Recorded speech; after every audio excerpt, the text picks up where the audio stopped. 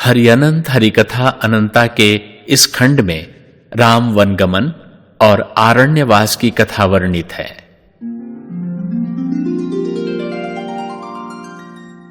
हे भार्गव, केवट भाव प्रवण हो राम को देखते ही अपने संपूर्ण परिवार सहित राम के चरणों में लौटने लगे। राम ने उसे बड़े ही प्रेम से उठाया और अपने हृदय से लगाते हुए गंगा पार करवाने का अपना मंतव्य उसके सामने प्रकट किया। केवट ने सरलता से कहा, हे नाथ, जो सदा सबको भवसागर पार उतारता है, उसे भला मैं कैसे पार उतार सकूंगा? इसके अतिरिक्त मुझे आपके चरण रज की महिमा का भी भान है। अरे, जिस चरण रज को पाकर पाषाण मूर्ति भी सुंदर नारी में परिवर्तित हो जाती है, उस चरण रज के प्रताप से मेरी इस काठ की नौका का क्या होगा? हे प्रभु, यह नौका ही तो मेरे संपूर्ण परिवार के भरण पोषण का आधार है। कहीं यह भी नारी बन गई तो मैं क्या करूंगा? अतः हे स्वामी, यदि आप पहले मुझे अपने चरण पखारने की आज्ञा प्रदान करें, तभी मैं आपको अपनी नौका में बैठाऊंगा, अन्यथा नहीं। केवट की प्रेम पगी भक्ति में डूबी वाणी में छुपे उसके मंतव्य को समझकर राम ने पुलकित मन मुस्काते हुए केवट को अपने पद पखारने की आज्ञा प्रदान की। राम की आज्ञा पर केवट ने एक कठौते में पतित पावनी गंगा का जल भरकर बड़े ही प्रेम और भक्ति में डूब श्री राम के पद प्रक्षालित किए और संपूर्ण परिवार सहित उस चरणामृत का पान किया। हे भार्गव, इस प्रकार केवट ने परिवार सहित अपनी भक्ति का प्रसाद पाने के उपरांत सीता एवं लक्ष्मण सहित राम को अपनी नौका में बिठाकर भाव विभोर उनकी स्तुति करते हुए उन्हें गंगा पार उतार दिया। गंगा पार उतरकर राम ने उतराई के रूप में उसे कुछ देने के विचार से सीता की ओर देखा। सीता ने उनके मनोगत भाव को समझकर अपनी उंगली में पहनी एकमात्र मुद्रिका केवट को देने के लिए राम की ओर बढ़ा दी। राम द्वारा केवट को मुद्रिका दिए जाने पर केवट ने विनय पूर्वक मना करते हुए कहा, प्रभु, हम दोनों का व्यवसाय एक ही है। अंतर सिर्फ इतना ही है कि आप बहुत ज्यादा सामर्थ्यवान हैं, जीवात्मा को भवसागर से पार उतारते हैं, और मैं अपनी नाव से गंगा की धारा को पार कराता हूं। और समान व्यवसाय वालों की यह मानी हुई आचरण संहिता है कि वे एक दूसरे से मूल्य नहीं लेते। इसलिए हे जगदीश्वर, आप तो सबको भवसागर पार कराते हैं। जब मेरी बारी आए तो आप मुझे भी बिना सेवा खर्च लिए पार उतार दीजिएगा। राम ने केवट के भक्ति और प्रेम से ओतप्रोत वचन सुन पुनः उसे छाती से लगा लिया। हे भार्गव, भक्त भला कभी अपने भगवान को छोड़ता है? अतः राम के लाख विदा करने पर भी भक्त शिरोमणि निषाद राज हट करके मुनि भारद्वाज के आश्रम तक राम के साथ हो लिए। इस प्रकार सीता, लक्ष्मण और केवट के संग श्री राम मुनि श्रेष्ठ भारद्वाज के आश्रम प्रयाग पहुंचे। तपोबल के धनी मुनि भारद्वाज के द्वार पर सारी रिद्धियां सिद्धियां हाथ बांधे खड़ी रहती थीं। हे भार्गव, यह वही तपोपुंज सप्तर्षियों में से एक भारद्वाज हैं जिनके चरणों को पखारने के लिए स्वयं गंगा, यमुना और सरस्वती संगम रचकर उनकी सेवा में लीन हैं, जिनके कारण प्रयाग तीर्थराज प्रयाग बना। मुनि श्रेष्ठ भारद्वाज युगों युगों से आठों याम मेरे चरणों के ध्यान में लीन धर्म के ध्वज को फहराते हुए पृथ्वी पर पुण्य की गंगा बहा मेरे आगमन की प्रतीक्षा कर रहे थे। ऐसे पुण्यात्मा भारद्वाज को दर्शन दिए बिना मैं कैसे रह सकता था? हे भार्गव, राम ने जब सीता, लक्ष्मण और निषाद सहित भारद्वाज आश्रम पहुंचकर उनके चरणों में प्रणाम करने के बाद उनसे चित्रकूट जाने का मार्ग पूछा, तो भारद्वाज ने राम के रूप में साक्षात श्री हरि को अपने आश्रम में आया देख भाव विभोर हो गदगद भाव से कहा, हे सर्वज्ञ, आपकी लीला अपरंपार है। आप तो स्वयं ही पूरी सृष्टि के पथ प्रदर्शक हैं। इस तरह मुझसे मार्ग पूछ आप जो सम्मान मुझे दे रहे हैं वह आपका सहज स्वभाव ही है। आप तो जिस ओर भी चल पड़ेंगे वही मार्ग बन जाएगा। चलो, मार्ग पूछने के बहाने ही सही मेरे आश्रम आ मुझे दर्शन दे। आपने आज मुझे कृतार्थ कर दिया। हे नाथ, जब आप मेरे आश्रम आ ही गए हैं तो कुछ समय यहां विश्राम करके मुझे अपनी सेवा की साध पूरी कर लेने दें। मुनि भारद्वाज की प्रेम और भक्ति रस में सराबोर विनय सुन राम ने सीता आदि के साथ एक रात्रि वहां विश्राम करने का निश्चय किया।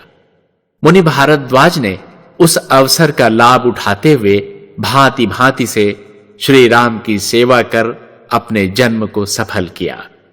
मुनि के आतिथ्य और प्रेम से गदगद श्री राम ने अगले दिन मुनि भारद्वाज को प्रणाम कर विदा मांगते हुए चित्रकूट का मार्ग पूछा, जिस पर महर्षि भारद्वाज श्री राम से कहने लगे, हे सर्वज्ञ, अब मुझे आपके मार्ग पूछने का गूढ़ रहस्य समझ में आ गया।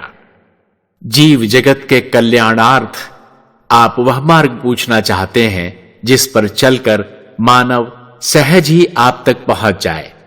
अतः हे राघवेंद्र, मैं आप ही के उपजाए वेदों को अपने 4 शिष्यों के रूप में आपका पथ प्रदर्शक बनाकर सौंप रहा हूं। निषाद राज के रूप में भक्ति स्वयं आपके साथ है ही। मानव रूप में ज्ञान और भक्ति का अनुसरण करके आपको मार्ग मिल जाएगा और मानव आपका अनुसरण करके आपको प्राप्त कर लेगा। इसके पश्चात मुनि श्रेष्ठ भारद्वाज ने ढेर सारी रिद्धियों सिद्धियों और आशीर्वचनों के साथ श्री राम को विदा करते हुए विनय पूर्वक निवेदन किया, हे राघव, यमुना पार आपके मार्ग में मुनि वाल्मीकि युगों युगों से आपके दर्शन की अभिलाषा में पलक पावड़े बिछाए बैठे हैं। उन्हें भी आप अपना दर्शन दे कृतार्थ करने की कृपा करें। कुछ दूर चलने के बाद ही यमुना पार करने की विकट समस्या आ खड़ी हुई।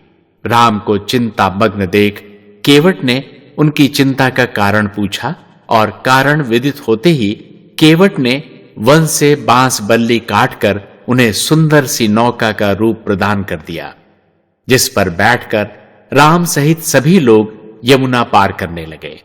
यमुना के श्याम वर्ण जल की शोभा अवर्णनीय थी। जब राम यमुना के श्यामल जल में अपना रूप निहार पुलकित हो रहे थे, उसी क्षण राम के रूप में मुझे अपने समीप पा यमुना भी मेरे पद को पखारने के लिए उतावली हो उठी। शांत यमुना में उत्ताल तरंगे उठने लगीं।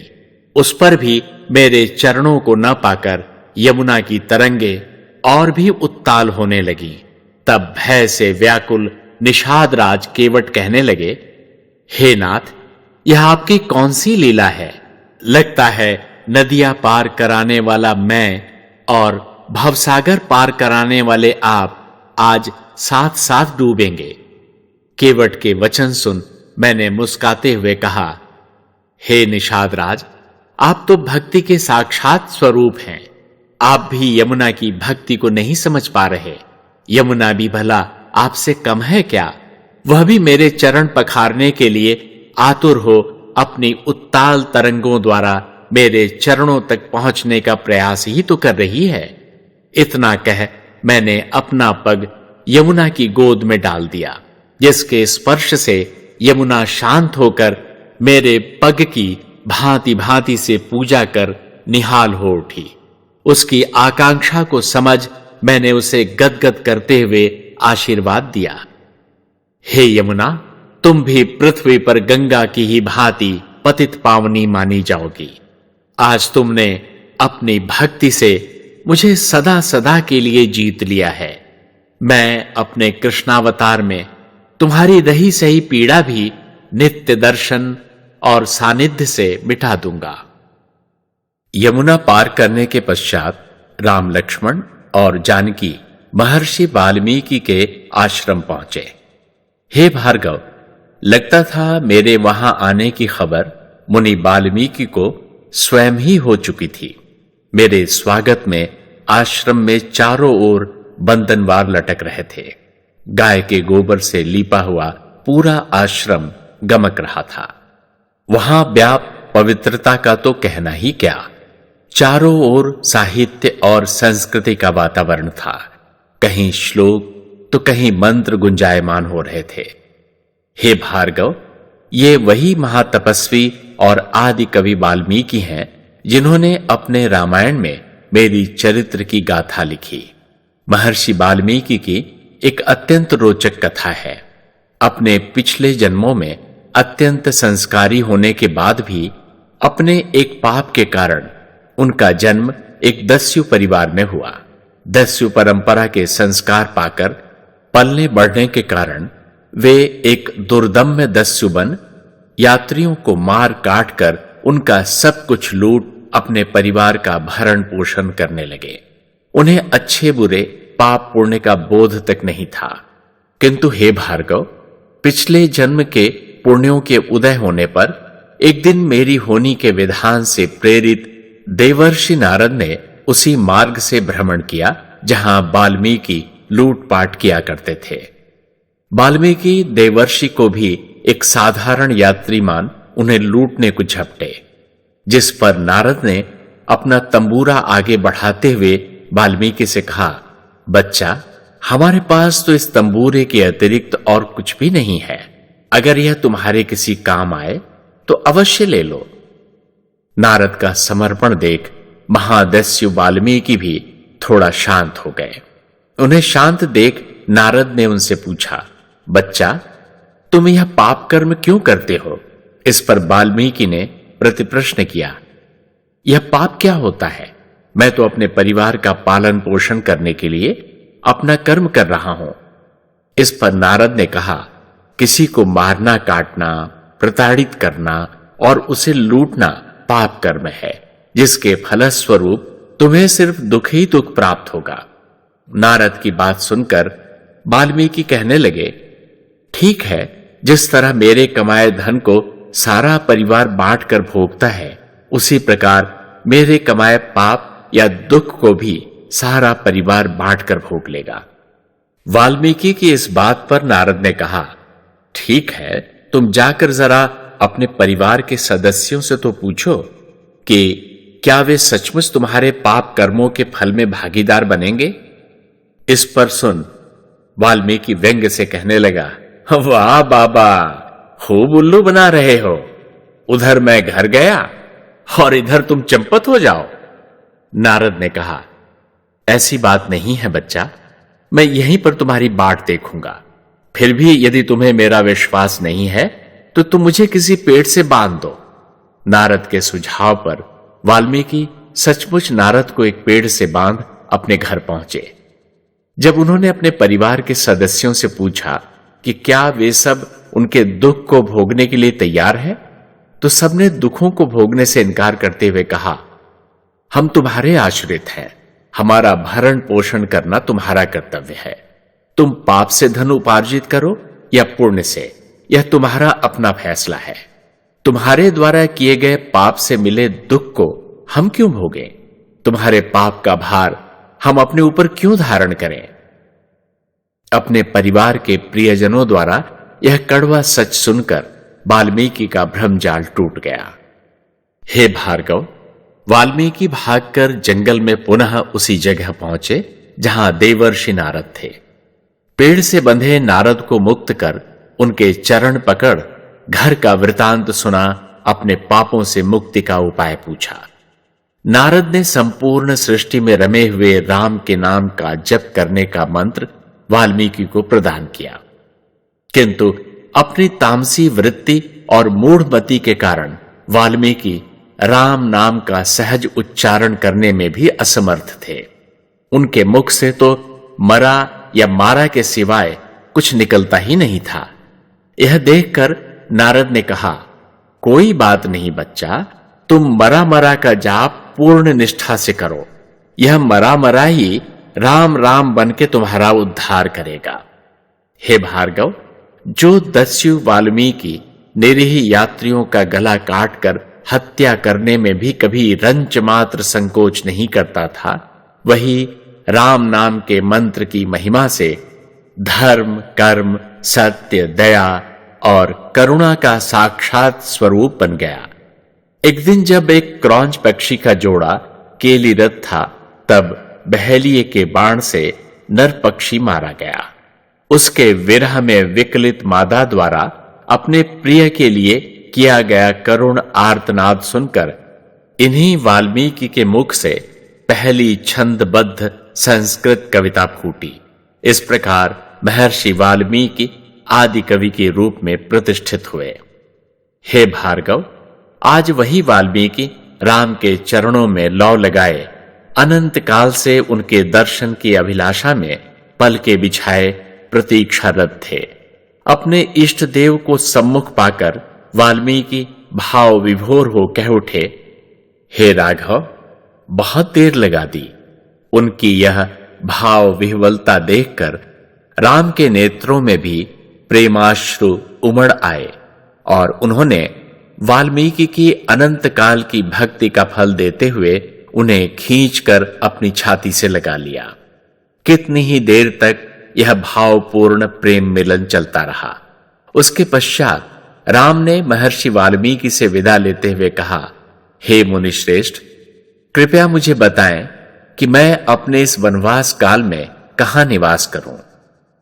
राम का प्रश्न सुनकर मुनि वाल्मीकि कहने लगे, हे राघव, अब मैं आपको क्या बताऊं कि आप कहां रहें, जब आप कण कण में व्याप्त हैं और कण कण आप में व्याप्त है, तब यह पूछकर आप नाहक ही मुझे लज्जित कर रहे हैं।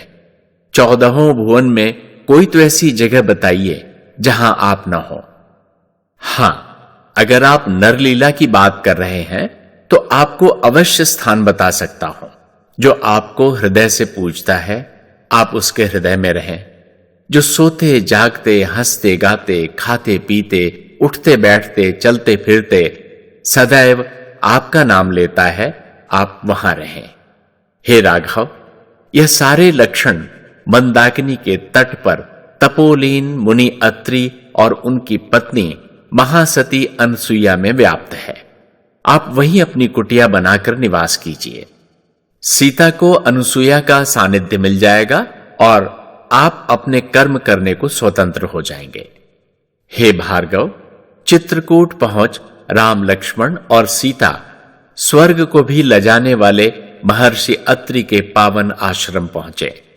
महातपस्वी मुनिश्रेष्ठ अत्रि के तपोबल की स्वर्णिम आभा में धर्म, धैर्य, ज्ञान, विवेक, त्याग आदि सभी सद्गुण अत्रि के गुरुकुल में वटुक बन पाठ पढ़ रहे थे।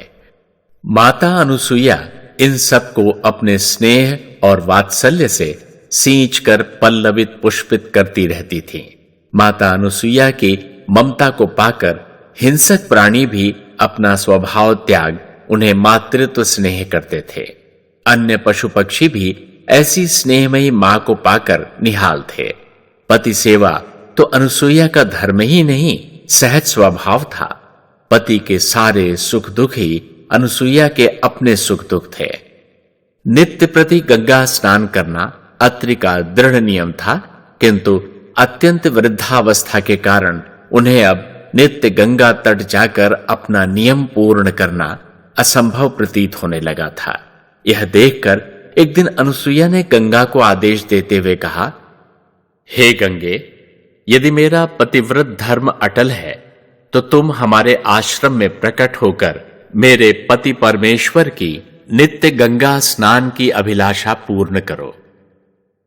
और हे भार्गव, महासती अनुसुईया की इस आज्ञा को सर माथे धरकर गंगा ने मंदाकिनी के रूप में प्रकट होकर अत्रि आश्रम के गौरव को दोगुना कर दिया। महासती अनुसुईया के सतीत्व की यह कीर्ति जब पूरे त्रिलोक में फैल गई, तब हम त्रिदेव उनके सतीत्व की परीक्षा लेने के लिए साधु वेश धारण कर उनके द्वार पर प्रकट हुए।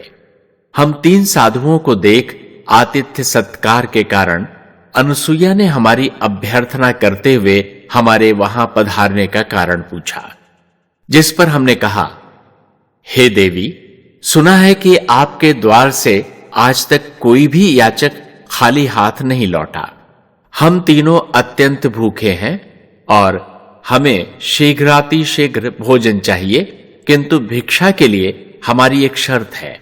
यदि आप निर्वस्त्र होकर हमें भोजन करवाएंगी तभी हम भिक्षा ग्रहण करेंगे, अन्यथा हम भूखे पेट लौट जाएंगे। हे भार्गव, एक क्षण को तो अनुसुईया काठ की मूर्ति बन गई, किंतु दूसरे ही क्षण उन्होंने अपने नयन मूंद पल भर पति के चरणों का ध्यान करके बिहसते हुए कहा, चलिए साधुगण, आज मैं आप तीनों की मनोकामना अवश्य पूर्ण करूंगी। इसके साथ ही उन्होंने पास ही पड़े पति के कमंडलू से जल लेकर कहा, यदि मेरा पतिव्रत धर्म अटल है तो आप तीनों शिशु रूप धारण करें। इतना कहकर उन्होंने हाथ में लिया जल हम तीनों पर छिड़क दिया। वातावरण में परम विलक्षणता समा गई। सारी सृष्टि जहां की तहां ठहर गई। दूसरे ही क्षण हम त्रिदेव दुधमुहे शिशु बन माता अनुसुईया का स्तनपान करने लगे। हे भार्गव, सृष्टि में जड़ता समाने के कारण प्राणियों में त्राहि त्राहि मच गई। वायु के अभाव में सबकी सांस रुकने लगी। सृष्टि की यह दुर्दशा देख तीनों आदि शक्तियां अपना अपना धाम छोड़ अनुसुईया के आश्रम की ओर दौड़ी। अनुसुईया के आश्रम पहुंचकर भांति भांति से उनकी वंदना कर अपने अपने पतियों के लिए याचना करने लगी। तब माता अनुसुईया ने तीनों आदि शक्तियों के सिर पर अपना वरद हस्त रखकर कहा, हे आदि शक्तियों, अगर आज से आप सब मुझे अपनी सासू मां स्वीकार करें तभी मैं इन नटखट त्रिदेवों को तुम्हें सौंप सकती हूं। इसके बाद वे हम सबको मातृ स्नेह से ताकते हुए प्रेम से कहने लगी, हे त्रिदेव, आप सब तो परम दाता हैं। आज मैं भी आपसे एक याचना करती हूं कि आप तीनों दत्तात्रेय के रूप में मेरी कोख से जन्म लेकर मुझे कृतार्थ करें, जिससे मेरा नारी धर्म पूर्ण हो। इतना कहकर उन्होंने अपने कमंडलू से जल लेकर पुनः हमारे ऊपर छिड़क दिया, जिसके प्रभाव से हम तीनों अपने अपने स्वरूप को प्राप्त कर माता अनुसुईया को उनका मनोवांछित वर प्रदान कर अपनी अपनी आदि शक्तियों सहित अनुसुईया की चरण वंदना करके अपने धाम लौट गए।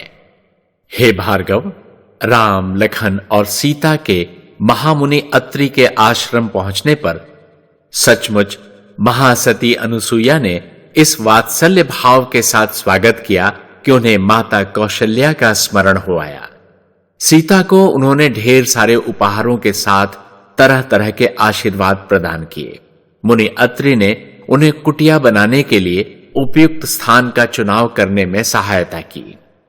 अंत में माता अनुसुईया ने उन सबको दिव्य वस्त्र प्रदान करते हुए कहा, हे वत्स राम, ये वस्त्र तुम सबको वनवास काल में फटने और मलिन होने की समस्या से मुक्त रखेंगे और तुम सब इन भौतिक समस्याओं से मुक्त अपनी साधना सहज ही पूर्ण कर पाओगे। हे वत्स, इसके अतिरिक्त यदि बेटी सीता को कभी भी किसी वस्तु की आवश्यकता हो तो वह सारा संकोच त्याग कर हमारे आश्रम को अपनी माता का घर मान यहां चली आए। तुम्हारी किंचित मात्र सहायता करने में भी हम अपना अहोभाग्य मानेंगे। इस प्रकार अत्रि और अनुसुईया के प्रेम पूर्ण सहयोग से राम ने मंदाकिनी के तट पर अपनी सुंदर सी पर्ण कुटीर का निर्माण किया और उसमें निवास करने लगे। उधर जिस अयोध्या में नित्य प्रति हर्षोल्लास का वातावरण बना रहता था, अब वहां विषाद की छाया व्याप्त हो गई। राम के विछोह में महाराज दशरथ अधिक काल तक अपने प्राणों को धारण कर पाने में असमर्थ अपनी भौतिक काया छोड़ स्वर्ग सिधार गए।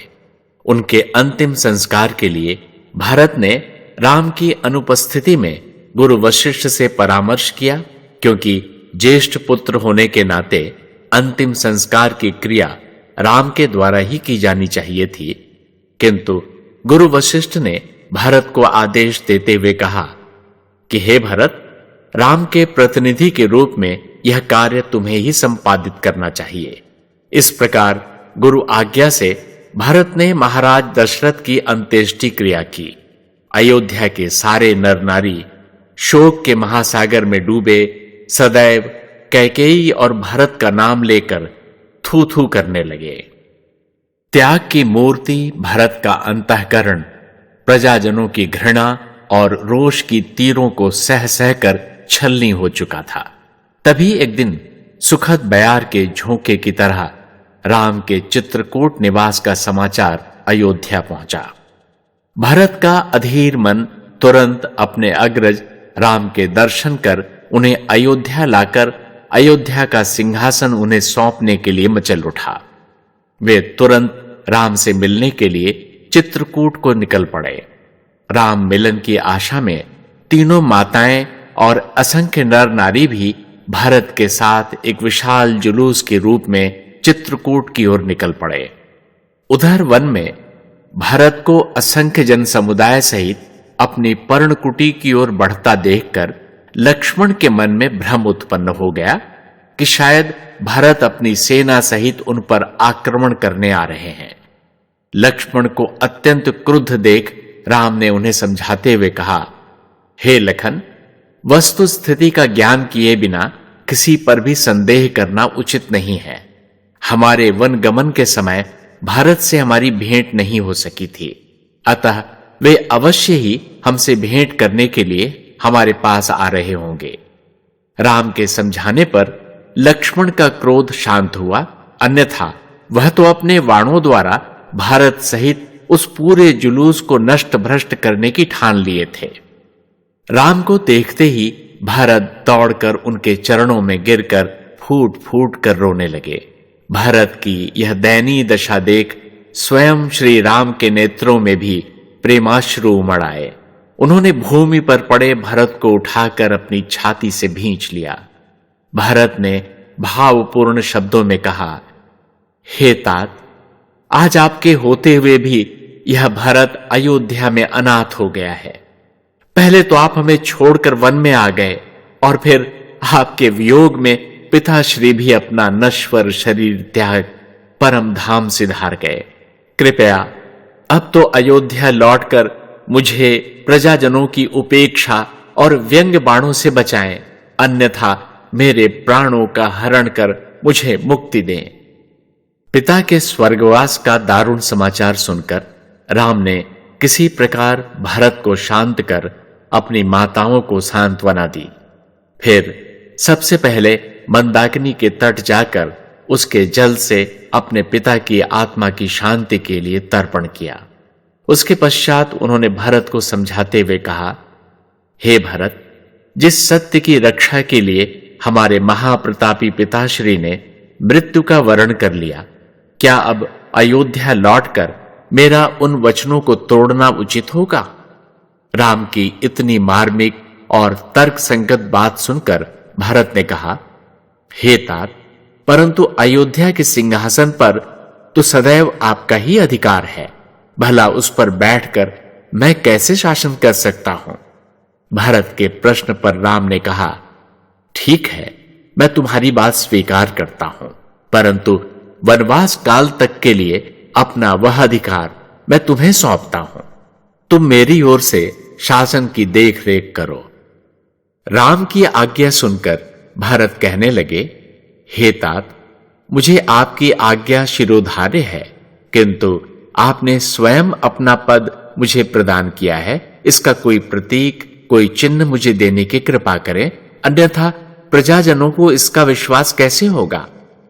भारत की तर्क संगत बात सुन राम ने अपने कंधे से धनुष उतारकर भरत को सौंपते हुए कहा, तुम्हारी बात उचित है भरत, लो मेरा यह धनुष ले जाओ और इसे सिंहासन पर आरूढ़ कर शासन की बागडोर संभालो। इसकी शक्ति से अयोध्या सदैव सुरक्षित रहेगी। राम के धनुष बढ़ाते ही भरत कातरता से कहने लगे, हे तात, प्रजाजन मुझे पहले ही परम स्वार्थी मानते हैं। वे समझते हैं कि सचमुच ही मैंने राज सिंहासन प्राप्त करने के लिए अपनी माता के वरदानों का लाभ उठाकर आपको वन भेज दिया। अब यदि आपकी सुरक्षा का एकमात्र सामान आपसे लेकर मैं अयोध्या लौटा तो प्रजाजन मेरे प्राण हर लेंगे। वे यही सोचेंगे कि भरत ने अपनी सुरक्षा का साधन भी आपसे छीनकर जानबूझकर आपको काल के गाल में धकेलने का षड्यंत्र रचा है। अतः हे प्रभु, आप मुझे कोई ऐसा चिन्ह प्रदान करें जो सचमुच आपके पद पर आपका आधिपत्य दर्शाते हुए यह सिद्ध करे कि मैं आपकी आज्ञा का पालन कर रहा हूं।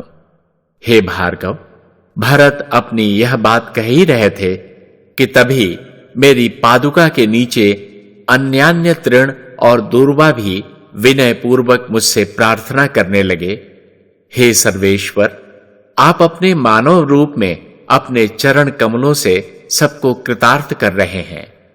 हम तृण और दूर्वा आदि से ही ऐसा क्या अपराध हुआ है जो आपने हमारी ओर कृपा दृष्टि नहीं डाली? हे नाथ, हम सबकी आपसे प्रार्थना है कि आप अपने चिन्ह के रूप में अनुज भरत को अपनी पादुकाएं प्रदान कर दें, जो हमें आपके चरण कमलों के स्पर्श से वंचित कर रही है। इस प्रकार भरत का भी कार्य संपन्न हो जाएगा और हमारा भी उद्धार हो जाएगा। तृणों और दूर्वा आदि की भाव भरी वाणी सुनकर मैंने मुस्कुराते हुए धनुष के स्थान पर अपनी पादुकाएं भरत को प्रदान करते हुए कहा, इन पादुकाओं को तो ग्रहण करने पर तुम्हें कोई आपत्ति नहीं है ना? भरत ने सहर्ष मेरी चरण पादुकाओं को लेकर अपनी आंखों से लगाया और फिर उन्हें अपने शीश पर धारण कर समस्त जन समुदाय सहित भावभीनी विदाई लेकर अयोध्या की ओर प्रस्थान कर गए। हे भार्गव, राम को चित्रकूट में कुटिया बना निवास करते धीरे धीरे 12 वर्ष बीत गए, किंतु वे अपने हेतु की ओर से एकदम विमुख अपनी चिर सहचरी सीता के साथ आमोद प्रमोद में मग्न मानव लीला में इतना डूबे हुए थे कि मुझे हार कर अपनी होनी को सचेत करना पड़ा। राम नित्य प्रति अपने हाथों से जंगल में खिलने वाले भांति भांति के सुगंधित एवं रंग बिरंगे वन फूलों से सीता का श्रृंगार करते थे। देवराज इंद्र के पुत्र जयंत के मन में राम और सीता के प्रति संदेह उत्पन्न हो गया। उसने सबसे सुन रखा था कि श्री राम ही नारायण और सीता महालक्ष्मी है, पर उन दोनों की मानवों जैसी परस्पर आसक्ति देख उसने उनकी परीक्षा लेने का निश्चय किया। एक दिन जब श्री राम नित्य की भांति सीता को अपने हाथों वन देवी के रूप में सजा रहे थे, तो जयंत एक कव्वे का रूप धारण करके राम की पर्ण कुटीर में जा पहुंचा और उसने सीता जी के चरणों में अपनी चोंच से प्रहार किया। यह देखकर राम ने सहज ही पास पड़े कुश के एक तिनके को उठाकर जयंत की ओर फेंक दिया। उस तिनके से बचने के लिए जयंत तीनों लोकों और 14 भुवन में भागता रहा, पर उसे किसी से भी अभयदान नहीं मिला। जल, थल और नभ में हर जगह वह तिनका ब्रह्मास्त्र बनकर जयंत का पीछा करता रहा। अंत में व्याकुल होकर जयंत मन ही मन अपनी रक्षा के लिए गुहार करने लगा। तब मेरी प्रेरणा से देवर्षि नारद उसके सम्मुख प्रकट हो गए। हे भार्गव, देवर्षि नारद ने जयंत को समझाते हुए कहा, हे वत्स, तुमने श्रीहरि नारायण और महालक्ष्मी पर अविश्वास करके जो उद्दंडता की है, उसके कारण तुम दंड के पात्र तो बन ही गए हो, किंतु यदि तुम उस ब्रह्मास्त्र से मुक्ति पाना चाहते हो तो स्वयं श्री राम और सीता के चरणों में गिरकर अपने अपराध की क्षमा याचना करो, क्योंकि पूरे त्रिलोक में उनके अतिरिक्त अन्य कोई भी तुम्हें अब बचा नहीं सकता है। नारद के परामर्श पर जयंत भागा भागा वापस राम की कुटिया में पहुंचा और उनके चरणों में गिरकर अपने अपराध की क्षमा याचना करने लगा। जयंत की कातर विनती पर श्री राम उससे कहने लगे, हे जयंत, जो काक रूप धारण कर तुम हमारी परीक्षा लेने आए थे, आज मैंने उस काक जाति को समूल नष्ट करने के लिए ही यह ब्रह्मास्त्र छोड़ा था, परंतु तुमने अपना अपराध स्वीकार कर शरणागत हो क्षमा प्रार्थना करके उस काक जाति को समूल नष्ट होने से बचा लिया। वह भी सिर्फ इसलिए कि तुम्हारी इस चेष्टा में हमारी परीक्षा के अतिरिक्त कोई अन्य स्वार्थ नहीं छुपा था, किंतु सीता के पग में चोंच मारकर उन्हें कष्ट पहुंचाने के अपराध में इस काक जाति को कुछ न कुछ दंड तो भोगना ही पड़ेगा। अब से काक जाति एकाक्षी हो जाएगी, किंतु मेरे वरदान से यह पक्षियों में सबसे चतुर मानी जाएगी। यह काक चेष्टा इतनी सम्मानित होगी कि उसे ज्ञान पिपासु विद्यार्थियों का भी एक गुण माना जाएगा। इस प्रकार काक रूप में दंडित हो जयंत वापस लौट गया। जयंत को चमत्कार दिखा देने के बाद राम ने मन ही मन विचार किया कि अब चमत्कार को नमस्कार करने वालों की भीड़ यहां जमना शुरू हो जाएगी। यह विचार आते ही उन्होंने सीता से कहा, हे सीते, अब हमारा और अधिक यहां निवास करना उचित नहीं है। हमें आगे बढ़ने के लिए तुरंत प्रस्थान कर देना चाहिए। राम के चित्रकूट त्यागने का समाचार जंगल की आग की तरह चारों ओर फैल गया। आसपास के ऋषि मुनि राम की पर्ण कुटीर पहुंचे, उनसे चित्रकूट में ही निवास करने की विनय करने लगे। इस पर श्री राम ने उनसे बड़ी ही विनम्रता पूर्वक निवेदन किया, हे मुनिगण, आपका नेह त्यागने का मुझे भी अत्यंत दुख हो रहा है, किंतु अपने कर्तव्य से बंधा होने के कारण मैं अब यह स्थान त्यागने के लिए विवश हूं। सबने भरे हृदय से उन्हें विदा प्रदान की। हे भार्गव, सारे ऋषि मुनि तो उपहार और आशीर्वाद प्रदान कर अपने अपने आश्रम वापस लौट गए, परंतु मुनि सुतीक्ष्ण ने राम के चित्रकूट से प्रस्थान करने के बाद भी उनका साथ नहीं छोड़ा। मार्ग में कुछ ही दूर बढ़ने पर राम को चारों ओर नरकंकाल दिखाई दिए। राम ने आश्चर्यपूर्वक सुतीक्ष्ण से पूछा, ये नरकंकाल किनके हैं? सुतीक्ष्ण ने भरे कंठ से कहा, हे राघव, ये उन ऋषि मुनियों के कंकाल हैं जो श्री नारायण के चरणों में ध्यान लगाकर उनकी प्राप्ति का प्रयत्न करते हुए महाक्रूर अत्याचारी राक्षसों का आहार बन गए हैं। श्री राम को अपने भक्तों की यह दुर्दशा देख बहुत दुख पहुंचा और आगे जाने पर एक जगह जब अस्थियों का ढेर ही एक टीले के रूप में दिखाई पड़ा तो राम का दुख क्रोध में बदल गया। उन्होंने अपनी दाहिनी भुजा उठाकर प्रतिज्ञा की, आज के बाद इन दुष्ट राक्षसों का पृथ्वी से विनाश ही मेरे जीवन का एकमात्र लक्ष्य होगा।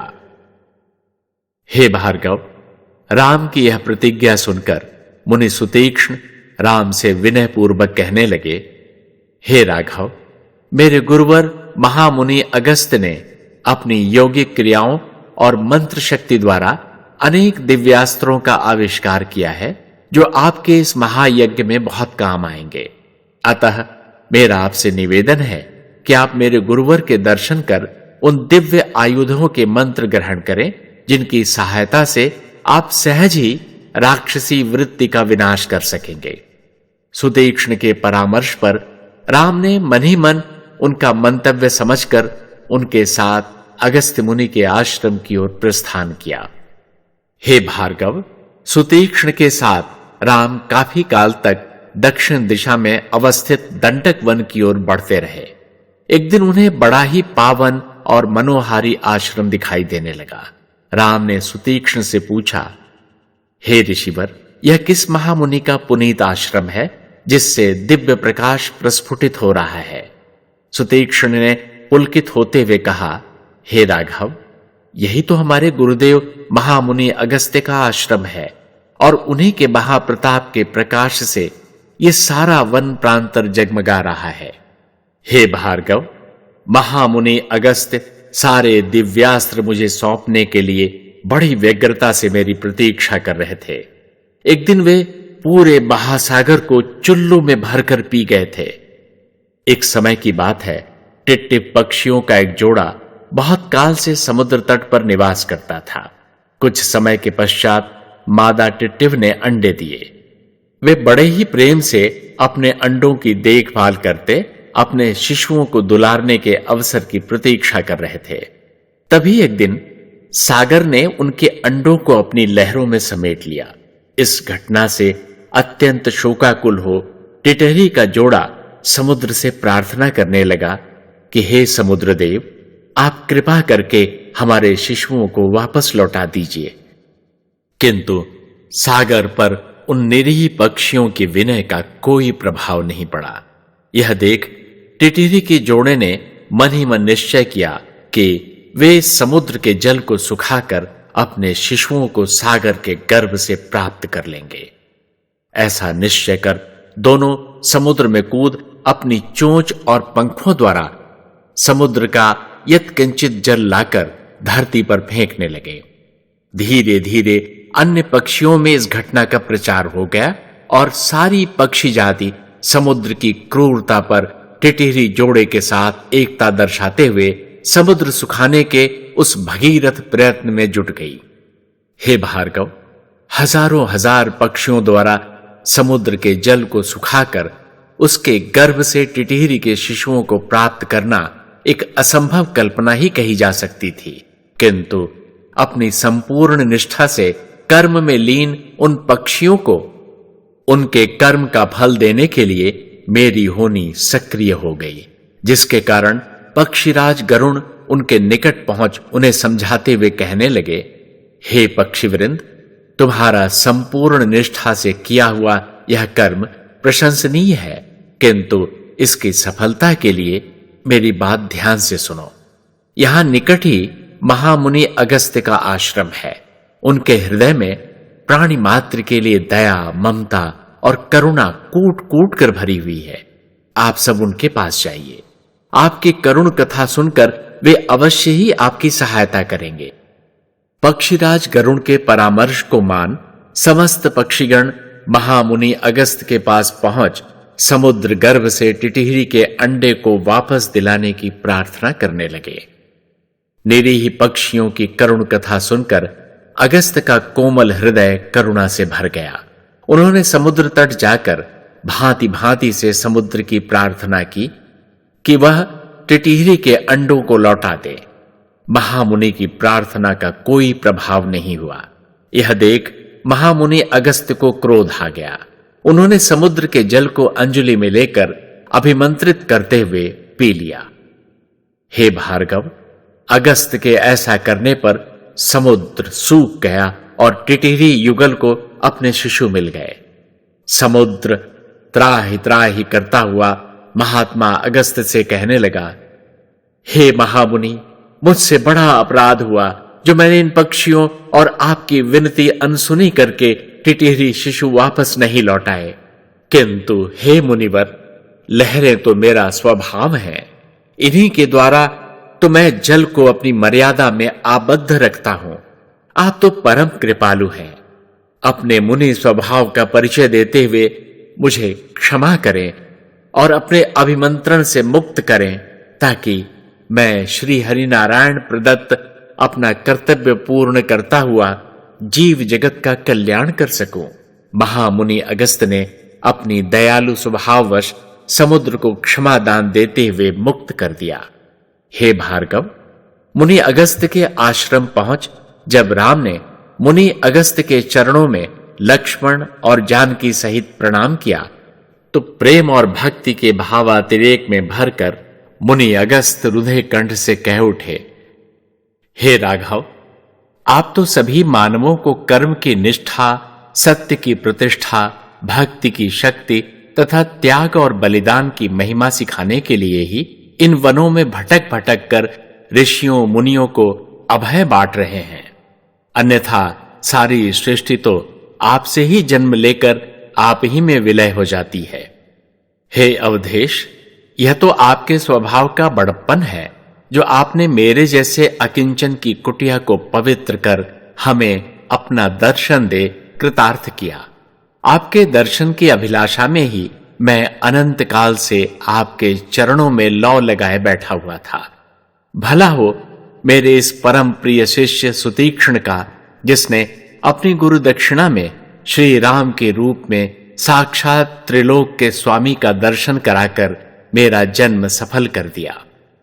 गुरु के वचन सुनकर सुतीक्ष्ण गदगद कंठ से कहने लगे, हे गुरुवर, यह तो आपके चरणों का प्रताप है, जिसके कारण मुझे स्वयं श्री हरि के दर्शनों का सौभाग्य मिला है। हे गुरुवर, आप तो जानते ही हैं कि श्री राम मानव लीला कर रहे हैं। इसी लीला के अंतर्गत इन्होंने ऋषि मुनि हंता राक्षसी वृत्ति धारण किए दुष्ट निशाचरों का विनाश का संकल्प लिया है। अतएव आपसे प्रार्थना है कि आपने अपने तपोबल द्वारा जितने भी दिव्यास्त्रों का आविष्कार किया है, उन मंत्रों को श्री राम को सौंप अभीष्ट प्राप्ति में सहायता करने की कृपा करें। हे भार्गव, रात्रि आने पर मुनि अगस्त्य ने श्री राम के साथ ध्यान मग्न हो अपने सारे दिव्यास्त्रों के मंत्र श्री राम को आत्मसात करवाने के पश्चात कहा, हे राघव, अब अपना शंख फूंक राक्षसों के विनाश का यज्ञ प्रारंभ करो। इस दंडक वन में तुम्हारी होनी सक्रिय हो चुकी है। उसी के प्रभाव से अहंकार की प्रतिमूर्ति निशाचर राज रावण की बहन शूर्पणखा, खरदूषण और 14,000 सेना सहित चारों ओर विचरण करती अपनी बर्बर पैशाचिकता का प्रदर्शन करती है। शीघ्र ही उससे तुम्हारी भेंट होगी। अतः तुम गोदावरी के तट पर पंचवटी में अपनी पर्णकुटी बनाकर निवास करो। हे भार्गव, महर्षि अगस्त्य के आश्रम से विदा होकर पंचवटी में पर्णकुटीर का निर्माण कर जानकी और लक्ष्मण के साथ राम निवास करने लगे। एक दिन प्रातःकाल जब राम और लक्ष्मण गोदावरी के जल में स्नान कर रहे थे, शूर्पणखा उसी ओर आ निकली। गोदावरी में स्नान करते इन दोनों कुमारों की देह यष्टि निहार उसकी आंखें फटी रह गईं। ऐसा पुरुष सौंदर्य तो उसने आज तक नहीं देखा। वह पूर्ण आसक्त होते हुए सोचने लगी, इतने सुंदर सुंदर पुरुष तो मुझे त्रिलोक में कहीं प्राप्त नहीं हो सकते। क्यों न मैं इन दोनों को ढेर सारा धन ऐश्वर्य देकर इन्हीं दोनों में से एक का वर्ण कर अपने पति के रूप में प्राप्त करूं। ऐसा निश्चय करके वह राम लक्ष्मण का पीछा करते उनकी कुटिया तक जा पहुंची। शूर्पणखा ने अपनी राक्षसी माया से परम रूपवती नारी का रूप धारण किया और राम लक्ष्मण के समक्ष आ उपस्थित हुई। उसने स्पष्ट शब्दों में कहा कि वह राम लक्ष्मण के रूप पर मुग्ध है और चाहती है कि उनमें से कोई भी उसका वर्ण कर उसे पत्नी के रूप में स्वीकार करे। भला राम से उसकी राक्षसी माया कहां छुप सकती थी। फिर भी उन्होंने बड़े शांत भाव से सीता की ओर इशारा करते हुए शूर्पणखा से कहा, हे सुंदरी, मैं तो पहले से ही विवाहित हूं और पत्नी भी मेरे साथ ही है, अतः मैं तुमसे विवाह करने में असमर्थ हूं। हां, मेरा अनुज पत्नी विहीन है। यदि वह तुमसे विवाह करना चाहे तो मुझे कोई आपत्ति नहीं है। राम के इस प्रकार साफ बच निकलने के कारण शूर्पणखा ने किसी भी प्रकार लक्ष्मण को अपने पंजे से न जाने देने के लिए लक्ष्मण के निकट पहुंचकर उनसे कहा, हे कामदेव को ले जाने वाले कुमार, मेरा हृदय तुम्हारे रूप सौंदर्य पर उसी प्रकार मुग्ध है जैसे किसी फूल पर भंवरा मुग्ध होता है। मेरी हार्दिक अभिलाषा है कि तुम मुझे अपनी भार्या स्वीकार करो। भला शेषावतार लक्ष्मण पर उसकी माया का क्या प्रभाव होता।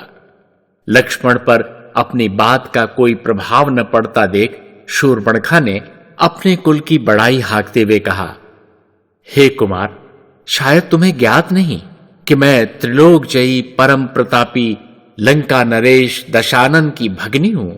कुंभकर्ण और खरदूषण जैसे योद्धा मेरे भ्राता हैं। स्वयं इंद्र को जीतने वाला मेघनाद मेरा भतीजा है। देवताओं के कोषाध्यक्ष कुबेर का सारा धन वैभव और उसकी स्वर्ण नगरी लंका पर मेरे भ्राता श्री दशानन का ही अधिकार है, अतः मुझसे विवाह करना तुम्हारा परम सौभाग्य होगा।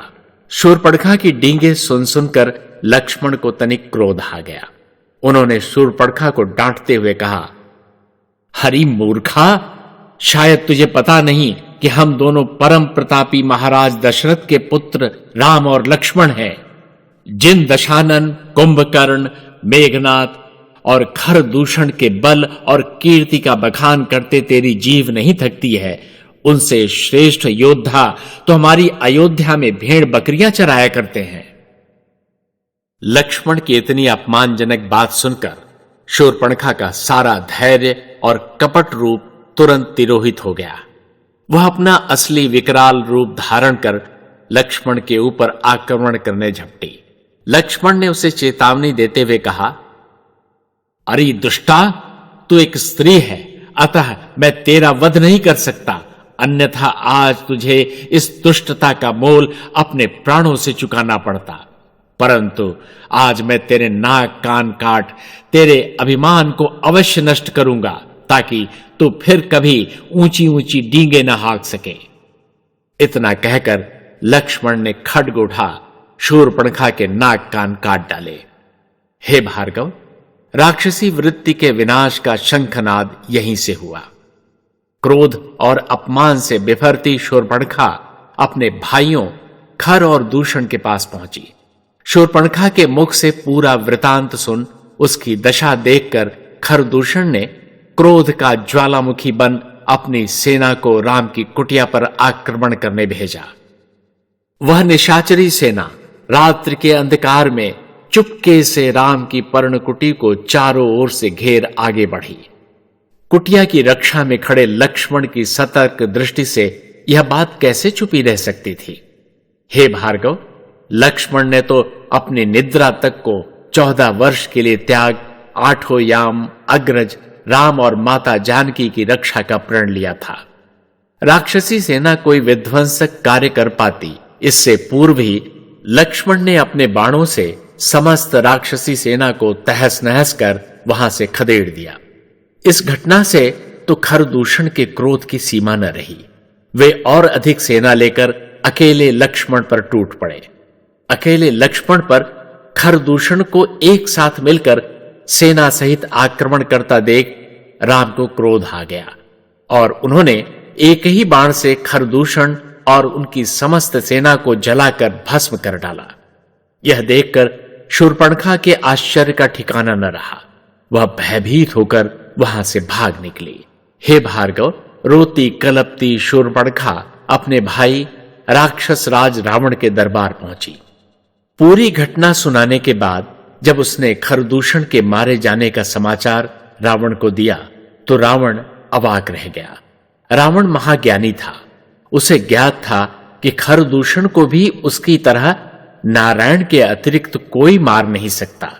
वह मन ही मन सोचने लगा, क्या राम के रूप में स्वयं नारायण ने अवतार धारण किया है? रावण को यूं मूर्तिवत खड़ा देख शूर्पणखा उस पर व्यंग्य करते हुए कहने लगी, अरे केवल खरदूषण के वध का समाचार सुनकर मेरा त्रिलोक जयी महाबली भ्राता दशानन इतना भयभीत हो गया है कि उसे काट मार गया। आज उसे यह भी भान नहीं कि उसकी प्यारी बहन का अपमान करने वाला मनुष्य अभी तक सकुशल पृथ्वी पर विचरण कर रहा है। क्या आज उसे इसका भी ज्ञान नहीं रहा कि यह मेरा नहीं स्वयं रावण का अपमान है? शूर्पणखा के मर्मभेदी वचनों से रावण की तंद्रा टूटी। उसने सांत्वना देते हुए शूर्पणखा से कहा, शांत हो जाओ शूर्पणखा, तुमने अभी बताया कि उन कुमारों में से एक के साथ उसकी पत्नी सीता भी है। तुम्हारे अपमान के बदले में बलपूर्वक मैं उसकी पत्नी का हरण कर तुम्हारे अपमान का प्रतिशोध लूंगा। हे भार्गव, सीता की चर्चा सुनते ही रावण को धनुष भंग के अवसर पर अपने ऊपर सीता द्वारा किया मूक व्यंग्य भी स्मरण हुआ, जिससे उसके भीतर निहित प्रतिशोध की ज्वाला और भड़क उठी। उसने मन ही मन विचार किया, इस प्रकार उसके दोनों हाथों में ही लड्डू है। यदि राम साधारण मानव है तो वह उन्हें मारकर सीता को अपनी पटरानी बना लेगा, और यदि वे स्वयं नारायण हैं तो उनसे शत्रुता करके उनके हाथों पूरे कुल सहित मृत्यु को प्राप्त करके मोक्ष पालेगा। हे भार्गव, सीता हरण का निश्चय कर एक दिन रावण ने मारीच के पास पहुंच मारीच के लाख नानुकुर करने के बाद भी अपने उद्देश्य की पूर्ति के लिए मारीच को स्वर्ण मृग बनने पर विवश कर दिया। इसके पश्चात रावण ने राक्षसी माया फैलाकर सीता का हरण कर लिया। कुटिया वापस लौटने पर राम लक्ष्मण सीता को न पाकर व्याकुल हो उठे। राम एक अत्यंत विरह दग्ध पुरुष की भांति सीता के वियोग में विलाप करते पेड़ पौधों, लता बेलों, पशु पक्षियों से सीता के बारे में पूछते वन वन में भटकने लगे। कुछ ही दूर जाने पर उन्हें पंख कटा अत्यंत घायल एक वृद्ध पक्षी दृष्टिगोचर हुआ। उसकी मरणासन्न अवस्था देख राम ने करुणा से विकलित होकर उसे अपनी बाहों में उठाकर पूछा, हे गृद्धराज, तुम इस दशा को कैसे प्राप्त हुए? गृद्ध उन्हें बताने लगा, हे तात, मेरा नाम जटायु है। कल राक्षस राज रावण एक अबला का हरण कर बलात् अपने साथ ले जाने की चेष्टा कर रहा था।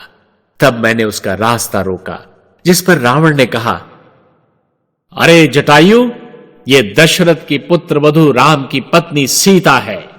इसकी रक्षा में तू क्यों अपने प्राण देना चाहता है? मैंने उससे कहा, घोर संकट में फंसे किसी भी प्राणी की सहायता करना प्रत्येक जीव का धर्म है और मैं उसी धर्म का पालन कर रहा हूं। उसके बाद काफी समय तक मेरा उससे युद्ध हुआ और अंत में रावण ने मेरी यह गति कर डाली। टूटती सांसों के बीच जटायु ने राम को बताया कि रावण सीता का हरण कर दक्षिण दिशा की ओर ले गया है। जटायु ने राम की गोद में देह त्याग कर परम धाम प्राप्त किया। धन्य है जटायु, जिसका अंतिम संस्कार राम के हाथों हुआ। जटायु का विधिवत अंतिम संस्कार करके राम और लक्ष्मण सीता की खोज में दक्षिण की ओर चले। हे भार्गव, कुछ दूर जाने पर राम को पंपा सरोवर के किनारे योगीराज मतंग का आश्रम मिला। मतंग के पश्चात अब वहां शबरी साधना करती थी। शबरी की भी एक अत्यंत रोचक कथा है। शबरी एक भील परिवार में जन्मी अत्यंत सात्विक एवं धार्मिक कन्या थी। वह अनेक जन्मों से मेरी भक्ति की दीवानी थी। भील जाति तो शिकार की जीवी होती है, जिसके कारण शबरी के घर नित्य ही मांसाहार होता था। बेचारी शबरी मेरे नाम पर सदा उपवासी रह जाती या फिर फल फूल से निर्वाह कर लेती थी। जब शबरी विवाह योग्य हुई तो एक दिन उसके पिता ने ढेर सारे पशु पक्षी लाकर बाड़े में बांध दिए। शबरी उनकी सेवा करके अत्यंत प्रसन्न हो रही थी। उसने पिता से कहा, हे पिताजी, आपने इतने सारे पशु पक्षी लाकर बहुत ही अच्छा किया। पिता ने बड़े ही स्नेह से कहा, बेटी, तुम्हारा विवाह तय हो गया है। यह पशु पक्षी बारातियों के भोजन के लिए लाए गए हैं। इनको काट कर इनके मांस से स्वादिष्ट व्यंजन बनाकर तुम्हारी ससुराल के प्रियजनों का सत्कार करना मेरा परम कर्तव्य है। पिता की बातें सुनकर शबरी को घोर पीड़ा हुई। उसने बड़े ही दुखी स्वर में पिता से कहा, हे पिताजी, कल मेरे विवाह पर इतने सारे जीवों की हत्या होगी।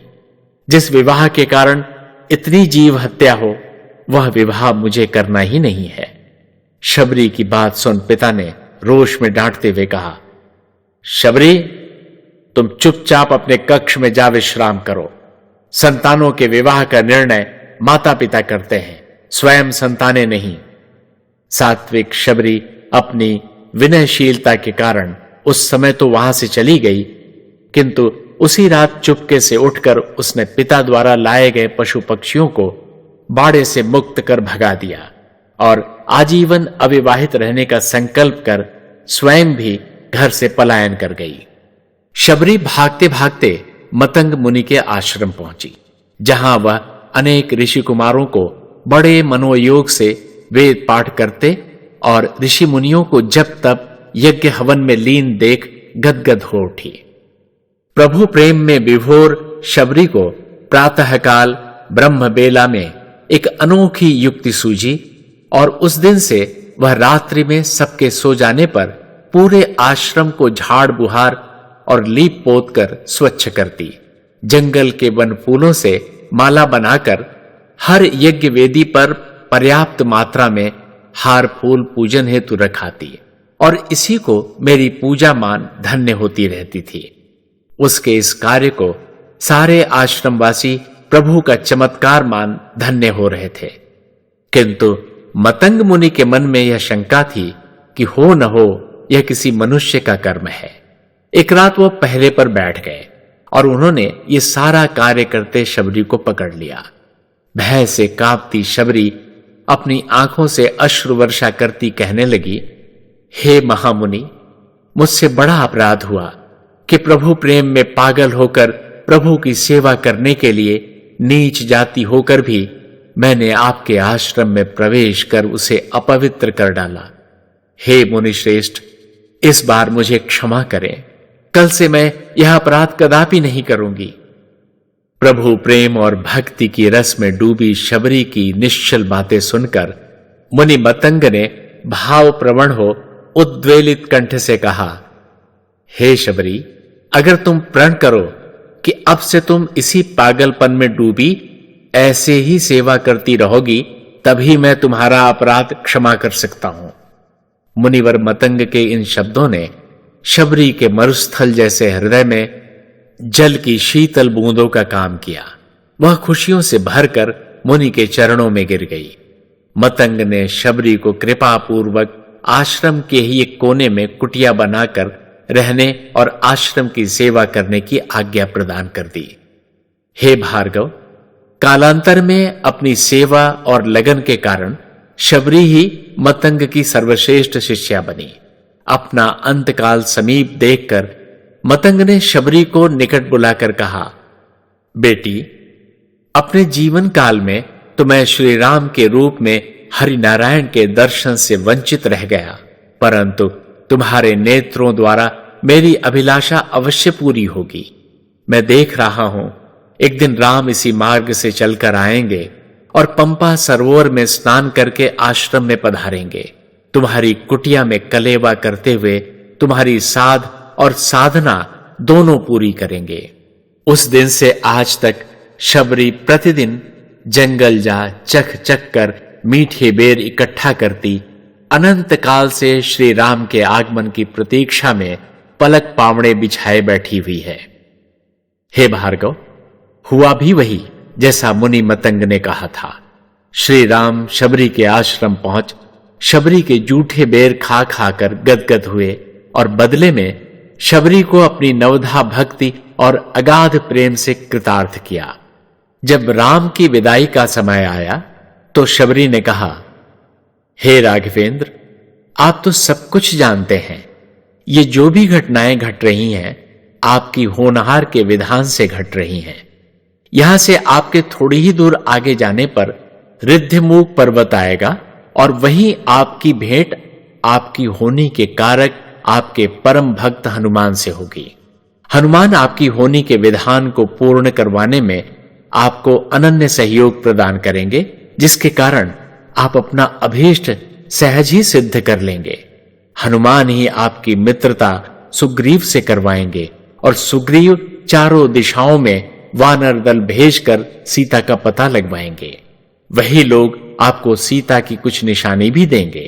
सीता का नाम सुनते ही राम आतुर हो रिद्धमूक पर्वत के समीप पहुंच गए। हे भार्गव, रिद्धमूक पर्वत पर वनराज बाली का अनुज सुग्रीव बाली के भय से छुपकर निवास करता था। जब उसने राम लक्ष्मण के रूप में दो परम तेजस्वी कुमारों को धनुष बाण से सुसज्जित रिद्धमूक पर्वत की ओर बढ़ते देखा तो उसके मन में संशय उत्पन्न हुआ। उसने सोचा कि अवश्य ही उसके अग्रज बाली ने इन दो कुमारों को उसका वध करने हेतु भेजा होगा। उसने अपने मंत्री और सखा हनुमान से कहा, हे मित्र, तुम छद्म वेश धारण कर पता लगाओ कि ये दो कुमार कौन हैं और किस उद्देश्य से यहां आ रहे हैं। हनुमान विप्र वेश धारण कर राम और लक्ष्मण के समक्ष उपस्थित हुए। दोनों ने एक दूसरे को देखा और परस्पर पहचान कर आत्मविभोर हो गए। हनुमान को तो मानो संसार की सारी निधि मिल गई। वे राम को सुग्रीव के पास रिद्धिमूक पर्वत ले गए। वहां अग्नि की साक्षी में राम और सुग्रीव मित्र बने।